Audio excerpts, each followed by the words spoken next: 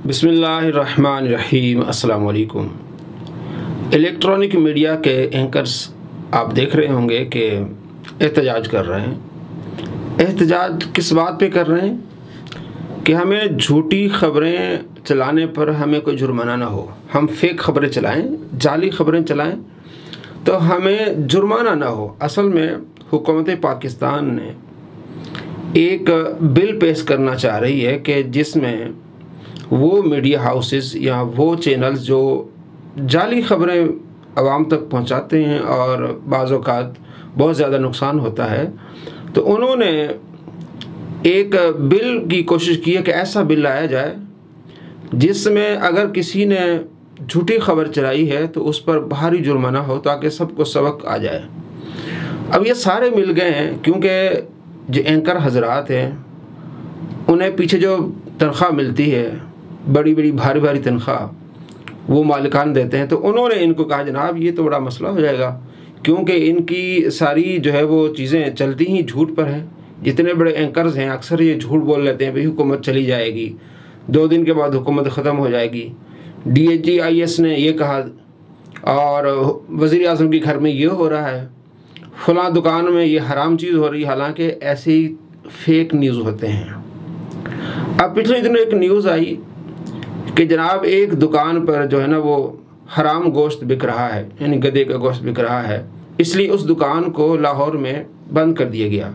हालांकि उस दुकान को इसलिए बंद किया गया था कि वो कोरोना SOPs पर अमल नहीं कर रहे थे।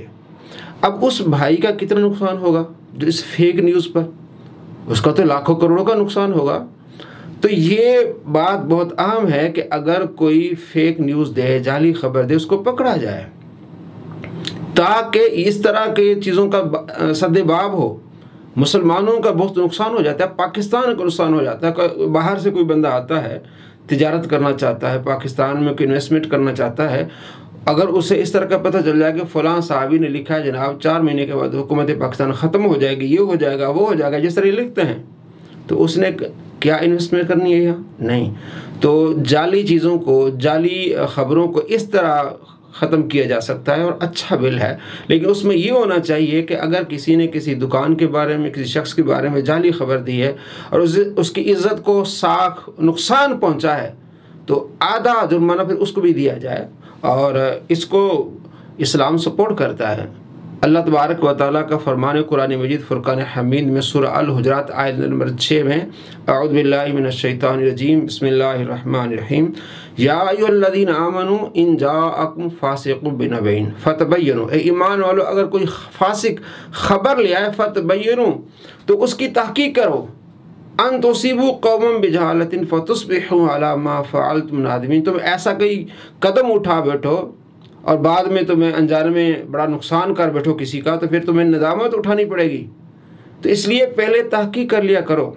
और आप अलैहिस्सलाम का फरमान है मुस्लिम शरीफ में कि आदमी के झूठे होने के लिए इतना काफ़ी है कि सुनी सुनाई बात फिर वो अमल कर ले, आगे पहुंचा दे उस बात को। तो इस्लाम तो इस बात को कंडेम करता है कि जनाब आप इस तरह सुनी सुनाई बात को आगे ना, जब तक आप तहकीक ना करें। तो इस बात पे जनाब एहतजाज हो रहा है कि नहीं, हमारे जो है हमारी आज़ादी पर डाका डाला जा रहा है। अभी आज़ादी पर किसने कहा? वो बिल ये कह रहा है कि जनाब आप आज़ाद हैं लेकिन आप झूठी खबरें ना पेश करें, आवाम को इस तरह झूठ ना आप जो है बेचें। इसमें पाकिस्तान की भी बेइज्जती होती है और आवाम को नुकसान होता है। और मैं ये कहूँगा कि ठीक है, आप इलेक्ट्रॉनिक मीडिया पे ज़रूर पाबंदी लगाएं इस तरह की कि फ़ेक खबरें, झूठी खबरें, जाली खबरें ना चलाएं। सोशल मीडिया पर भी आप पाबंदी लगाएं। ऐसे झूठे लोग जो कुरान और हदीस का नाम लेकर झूठ बोलते हैं, नबी अलैहिस्सलाम पर झूठ बोलते हैं, उस पर भी इस बिल को लागू होना चाहिए। और इस सदी का सबसे बड़ा झूठा इंसान इंजीनियर मिर्ज़ा जो कुरान पर झूठ बोलता है, नबी अलैहिस्सलाम पर झूठ बोलता है, एक हदीस पर 10 झूठ और एक हदीस पर 13 झूठ, एक हदीस पर 7 झूठ, इसका जो है रिकॉर्ड है। 160 झूठ हमने इस बंदे के पकड़े हैं। अभी मैं आपको दिखाने वाला हूँ कि किस तरह ये नबी अलैहिस्सलाम पर झूठ बांध रहा है कि जनाब आप अलैहिस्सलाम फरमाते हैं, हदीस है कि ईसा अलैहिस्सलाम हनफी नहीं हो गए, अहनाफ की के बुग़्ज़ में आके नबी अलैहिस्सलाम पर झूठ। अल-अमान वल हफीज़। हज़रत ईसा इब्न मरियम अनफी नहीं होंगे, ये नबी इस्लाम ने बताया। आप कहेंगे हदीस में तो लिखा ही नहीं हुआ। جی لکھا ہوا ہے مسلم شریف میں کہ وہ تمہیں اللہ کی کتاب اور اس کے نبی کی سنت کے مطابق چلائیں گے، تو اس کے اندر لکھا ہوا ہے کہ وہ حنفی نہیں ہوں گے۔ اور بخاری مسلم دونوں میں حدیث ہے، اللہ کی قسم عیسیٰ ابن مریم تم میں ضرور اتریں گے ایک عادل حکمران کی حیثیت سے، صلیب کو توڑ دیں گے، خنزیر کو قتل کر دیں گے، جزیہ موقوف کر دیں گے، ہر طرف امن ہوگا۔ اور صحیح مسلم میں الفاظ ہیں تمہاری اس وقت کیا شان ہوگی کہ جب امام تم میں سے ہوگا۔ اور وہ راوی حدیث کہتے ہیں کہ وہ تمہیں اللہ کی کتاب اور تمہارے نبی کی سنت کے مطابق چلائیں گے۔ حضرت عیسیٰ ابن مریم انفی نہیں ہوں گے، یہ نبی اسلام نے بتایا ہے۔ آپ کہیں گے کہ حدیث میں تو لکھا ہی نہیں ہوا۔ جی لکھا ہوا ہے مسلم شریف میں کہ وہ تمہیں اللہ کی کتاب اور اس کے نبی کی سنت کے مطابق چلائیں گے، تو اس کے اندر لکھا ہوا ہے کہ وہ انفی نہیں ہوں گے۔ جی دوستو، آپ نے دیکھا اور سنا کہ لکھا ہوا ہے، آپ علیہ السلام کی حدیث ہے کہ وہ حنفی نہیں ہوں گے، وہ تمہیں کتاب و سنت کے مطابق چلائیں گے۔ آگے اس نے خود کہا کہ راوی حدیث کے الفاظ ہیں کہ کتاب و سنت کے مطابق چلائیں گے، پھر اس کے بعد پھر اس نے کہہ دیا کہ ہاں جی لکھا ہوا ہے، نبی علیہ السلام نے فرمایا کہ وہ حنفی نہیں ہوں گے۔ یعنی جان بوجھ کے اس نے آپ علیہ السلام پر جھوٹ باندھا ہے، اور وہ الفاظ جو راوی حدیث کے ہیں، اور راوی حدیث کے الفاظ حدیث نہیں کہلاتے، اور یہ میں اسی کی ویڈیو سے دکھاتا ہوں۔ یہ کہتا ہے کہ جو راوی حدیث میں کچھ بات کہے تو وہ مسلم شریف کا حصہ ہی نہیں ہوتی، یعنی جان بوجھ کے نبی علیہ السلام پر جھوٹ باندھے۔ آپ علیہ السلام کا فرمان ہے صحیح مسلم میں، من کذب علی متعمدا فلیتبوأ مقعدہ من النار، جو جان بوجھ کر مجھ پر جھوٹ باندھے وہ اپنا ٹھکانہ جہنم بنا لے۔ اب اس نے جان بوجھ کے جھوٹ باندھے، کہا بھی کہ راوی حدیث کے الفاظ، پھر کہ ہاں نبی علیہ السلام نے فرمایا جی وہ جو ہے وہ حنفی نہیں ہوں گے، اور حدیث میں مسلم میں ہے، تو یہ عوام کو دھوکہ دینا چاہ اور آپ علیہ السلام پر جھوٹ باندھا۔ اب میں آپ کو آگے دکھاتا ہوں کہ یہ کہتا ہے کہ راوی حدیث کے الفاظ وہ صحیح مسلم کا حصہ نہیں ہوتے۔ سب سے کمزور جملہ ہوتا ہے محدثین کا، کہا جاتا ہے۔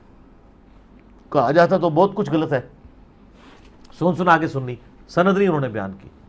اس طرح کا کہا جاتا تو مسلم شریف میں لکھا ہوا ہے امام مسلم کے شاگرد نے کہ وہ جو بندہ قیامت والے دن کے قریب جو دجال کے خلاف کھڑا ہوگا نا، کہا جاتا ہے کہ وہ حضرت خضر ہوں گے۔ اہم اہل حدیثاں سے کہ کہا جاتا تو تسی بچڑا کوئی نہیں جے، پوری خضر پارٹی آ جڑی تواڈے اوتے کہا جاتا ہے۔ تو ہم وہ کہتے ہیں مسلم شریف کے جو راوی کے الفاظ ہیں وہ کہا جاتے ہیں، وہ مسلم شریف کا حصہ نہیں ہے کہ حضرت خضر۔ تو ہم وہ کہتے ہیں مسلم شریف کے جو راوی کے الفاظ ہیں وہ کہا جاتے ہیں، وہ مسلم شریف کا حصہ نہیں ہے کہ حضرت۔